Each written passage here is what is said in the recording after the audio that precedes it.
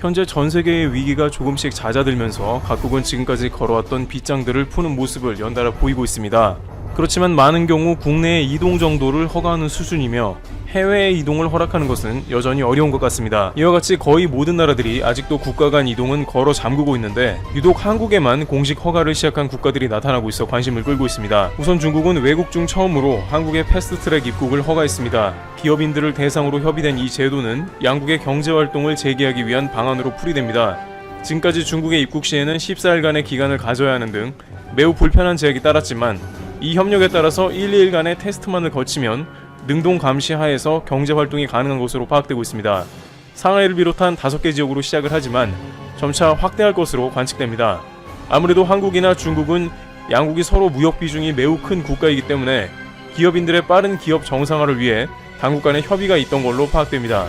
하지만 가장 이번 사태로 어려움을 많이 겪었던 중국이 이렇게 한국에 오픈을 했다는 것은 단순히 경제 교류가 많아서였다고는 할 수 없습니다. 기본적으로 한국에 대한 방역을 신뢰했다고 밖에 볼 수 없는 장면이라는 것입니다. 그런데 중국뿐만 아니라 사태 초반에 한국을 막아 논란이 되었던 베트남마저 한국에 특별한 조치를 했다고 합니다. 베트남 정부는 삼성 디스플레이 직원들의 입국을 허락했고 중소기업을 포함한 340명의 기업인을 대거 입국 허용했습니다. 그런데 이와 같은 대거 입국 조치는 외국 중에 한국이 유일합니다. 베트남 당국은 끝까지 고민을 거듭하였으나 한국 대사관의 설득과 양국의 경제활동 공로를 참고했고 최근 베트남이 방역 승리를 선언하게 되면서 한국에 대한 빗장을 다른 국가 중에 가장 먼저 오픈한 것으로 전해집니다. 지금까지 한국 내에서는 베트남에 대한 각종 여론들이 그다지 좋지 못하였는데 베트남에서도 인식하고 있었고 이러한 조치는 한국에 대한 특별한 배려라 할 수 있다고 베트남 주한 대사관은 전하고 있습니다. 이 역시 경제 교역량도 중요하지만 한국이 방역 모범국인 것도 결정적인 역할을 한 것입니다. 실제 베트남이 일본을 방역 모범국이라고 칭했지만 일본에는 오픈을 안 했습니다. 중국 역시 일본에는 오픈을 하지 않고 있는 상황입니다. 이는 일본의 상황이 한국과는 정반대로 매우 위중한 데다가 일본은 5월 말까지 외국인 입국 금지를 연장할 것이기 때문에 상호적인 조치를 고려해서도 일본을 입국하기가 매우 힘든 상황인 것입니다. 한편 한국만 예외 입국 조치를 하는 것은 전 세계로 확대될 것으로도 관측되고 있습니다. 4월 초에 쿠웨이트, 키르기스탄은 한국과 경제 교류가 깊은 나라들로 고민을 거듭하다가 한국 기업들만 예외 입국을 허용했습니다. 이 국가들 역시 당국의 경제 재개와 관한 설득과 더불어 한국 방역을 인정해 오픈한 것이죠. 러시아는 아직은 입국을 완전 열지 않았으나 온라인상으로 한국과 FTA 협상을 서두르며 경제 협력을 이어가려 합니다. 2월 말부터 한국은 많은 국가들에게 앞다투어 입국을 금지당했습니다만 이제는 역으로 한국부터 입국을 허용해주는 국가들이 늘어나고 있는 것입니다. 그런데 이렇게 입국 허용뿐만 아니라 한국의 상품들도 수출이 더 늘어날 것으로 보입니다. 전세계 각국에서 한국의 제품을 신뢰하고 주문을 늘려나가고 있기 때문입니다. 실제 전라북도의 경우 1분기 농수산물 수출이 작년 대비 9.1% 증가하는 모습을 보였는데 국가별로 봉쇄가 이어진 상황에도 불구하고 온라인상으로 한국산 제품의 문의와 주문이 늘었다는 것입니다. 지난 3월에도 위생에 예민해진 중화권에서 한국 제품의 수요가 급격히 올라가서 한국산 식품 수출이 늘었습니다. 또한 식품뿐만 아니라 한국의 주요 IT 제품과 같은 첨단 제품의 수요가 급속하게 늘어났으며 앞으로도 한국산 프리미엄은 더욱더 붙을 것으로 보입니다. 다른 국가들과는 다르게 끝까지 봉쇄를 하지 않으면서도 최고의 방역 수준을 보여줬던 한국 당국이 이제는 그에 대한 보상으로 각국에 가장 먼저 예외 입국을 허락받는 나라가 되고 있으며 많은 국가에서 러브콜을 받고 있는 상황입니다. 트리블튜브 여기서 마치겠습니다. 세계적 투자가인 짐 로저스가 지난달 10일 일본 매체와 인터뷰에서 한 말이다. 이 남자는 구로다 하루히코 일본은행 총재다. 로저스는 일본의 경제 정책에 대해 수년간 공개적으로 날선 비판을 해왔다. 돈만 풀어댔을 뿐 재정 적자, 산업 경쟁력 등 근본 문제는 하나도 해결하지 못하고 있다는 공격이었다. 경제 정책에 있어선 아베 신조 총리와 구로다 총재는 한 몸과 다름없다. 아베노믹스의 집행관이자 후원자가 구로다 총재다. 아베 총리가 실패로 끝난 총리 1기 집권 이후 절치부심 뒤 2012년 총리 2기를 시작했을 때부터 일본은행 총재로 점 찍었다. 중앙은행 수장과 정치 지도자는 긴장 관계를 유지하는 경우가 많다. 정치 지도자가 경기 부양을 통해 정치력을 높이고자 할 때 물가, 통화 관리를 최우선으로 하는 중앙은행 수장은 무리수를 두지 않으려 하기 때문이다. 제롬 파월 미국 연방준비제도 의장에게 도널드 트럼프 대통령이 지난해 미쳤다 등 원색 비난을 한 것도 같은 맥락이다. 그러나 구로다 총재와 아베 총리는 찰떡궁합에 가깝다. 신종 코로나 바이러스 감염증 사태 이전에도 구로다 총재가 입버릇처럼 한 말은 할 수 있는 것은 무엇이든 다 한다였다. 일본은행 총재의 연임은 흔치 않은데 구로다는 예외다. 2013년 취임한 뒤 2023년까지 임기를 보장받았다. 구로다와 아베의 오작교를 놓아준 인물은 아베노믹스의 설계자 하마다 고이치 예일대 명예교수다. 하마다는 일본 언론에 중앙은행이 돈을 제때 풀지 않아서 일본 경제가 거덜났다거나 정부가 재정 적자를 떠안더라도 경제를 회복시켜야 한다고 주장해왔다. 양적완화를 하지 않는 중앙은행 총재는 지적이지 않는 카나리아라고 깎아내렸다.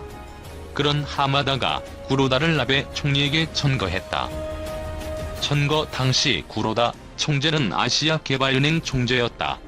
그의 이력서엔 2005년부터 맡아온 ADB 총재직을 2013년 3월 18일부로 사임하고 이틀 뒤부터 일본은행 총재를 맡고 있다고 돼 있다. 그런 그에게도 코로나19 위기 극복은 만만치 않은 과제다. 구로다 총재는 지난달 27에서 28일 금융정책 결정회의를 주재했다. 단골 멘트인 할 수 있는 모든 것을 다 하겠다고 말하면서도 더 비장했다. 코로나19로 인해 그가 인생의 목표로 설정한 아베노믹스의 성공이 흔들리고 있어서다. 그는 추가 금융 조치로 국채 매입 상한 한도를 없앴고 기업 어음과 회사채 구입 상한액도 3배로 늘리겠다고 발표했다. 지난달 상장지수 펀드 매입 목표액을 2배로 늘린 데 이은 추가 조치다. 일본은행이 직접 나서서 시중의 유동성을 공급해 돈줄을 뚫겠다는 의지를 표명한 것이다. 짐 로저스의 생각은 다르다. 일본은행의 지속적인 유동성 확대가 사태를 악화시키고 있다는 비판이다. 일본이 너무 일찍, 너무 많이, 너무 오래 돈을 풀어 코로나19 같은 경제위기에 대응할 카드를 소진해버렸다는 지적에 공감하는 전문가도 적지 않다. 그동안 일본은행은 이다나 같은 존재였다. 제로 금리를 처음으로 도입한 것도 국채를 사들이는 QE 프로그램을 시작한 것도 일본이다. 통화량을 조정하려고 시도하지 않은 것은 아니다. 그러나 2000년 기준금리 상향은 미국의 닷컴 버블로 도루묵이 됐고 2008년 세계 금융위기는 마이너스 금리로 이어졌다. 구로다 총재의 통화 정책은 양적 완화, 재정 지출, 구조 개혁을 지향하는 아베노믹스를 충실히 따라왔다. 이를 두고 세계의 화살이란 말도 나왔다. 한때 장기 불황 탈출의 기대가 부풀기도 했다. 그러나 결과는 신통치 않다. 일본은행은 최근 2022년 물가 상승률을 0.4에서 1.0%로 전망했다. 아베노믹스의 관역에서 크게 벗어난 수치다. 2분기 경제 성장률이 마이너스 30%까지 추락할 것이란 전망까지 나왔다. 네 번째 화살이라던 도쿄올림픽은 올해 개최가 물 건너갔다. 아베도 구로다도 예상하지 못한 코로나19라는 복병 때문이다. 구로다 총재는 인생 최대의 위기 앞에 섰다. 그는 정통 엘리트 경제 관료로 꽃길만 걸어왔다. 후쿠오카현 출신으로 일본에선 토다이로 불리는 도쿄대 법대를 졸업해 관료의 길로 들어섰다. 이후 영국 옥스퍼드대에서 경제학을 공부했고 재무성에서 일하다 ADB 총재로 국제경제통으로도 입지를 굳혔다. 일본의 봄 연휴인 골든 위크, 그는 뭘 했을까? 아마도 서재에서 책에 파묻혀 있을 공산이 크다. 그의 취미는 독서다. 아리스토텔레스의 니코마코스 윤리학부터 베스트셀러 작가 미야베 미유키의 추리소설 등을 즐겨 읽는다. 일본은행이 발행하는 기간지 2016년 가을호엔 그와 미야베 작가의 대담이 실렸을 정도다. 대담에서 미야베 작가는 그에게 내 작품을 이렇게 깊게 해석해주다니 영광이다라고 답변할 정도였다. 한지인은 일본 언론의 바쁜 일상 속에서도 항상 책을 읽는 책벌레라며 공무원이긴 하지만 자신만의 세계관도 구축한 사람이라고 말했다. 지난달 27일 금융정책 결정회의 후 기자회견을 하는 그의 표정은 어두웠다. 그러나 물러서진 않았다. 그는 당분간 일본 경제는 어렵겠지만 내년엔 회복될 것이라는 낙관적 전망을 고수했다. 골든 위크의 서가에서 그는 의지를 현실로 바꿀 답을 얻었을까? 새롭게 돌파구를 찾아낼지 로저스의 말대로 일본 경제를 파멸로 이끌지 본 게임은 이제부터다. 일본 유도계가 신종 코로나 바이러스 감염증 직격탄을 맞았다. 교도통신에 따르면 일본 유도계 원로 마쓰시다 사부로 전전일본 유도 연맹 부회장이 19일 코로나19에 의한 폐렴 합병증으로 사망했다. 향년 84세. 마쓰시타 전 부회장은 대학 시절 전일본 학생 유도 선수권을 2차례 제패한 유도 영웅이다. 일본 올림픽위원회 이사로도 재임했다. 일본 유도 연맹 사무국도 코로나19 집단 감염에 빠졌다. 지난 16일까지 도쿄 사무국 임직원 19명이 코로나19 양성 반응을 보였다. 유도 연맹의 안이한 대처가 화를 불렀다는 지적이다.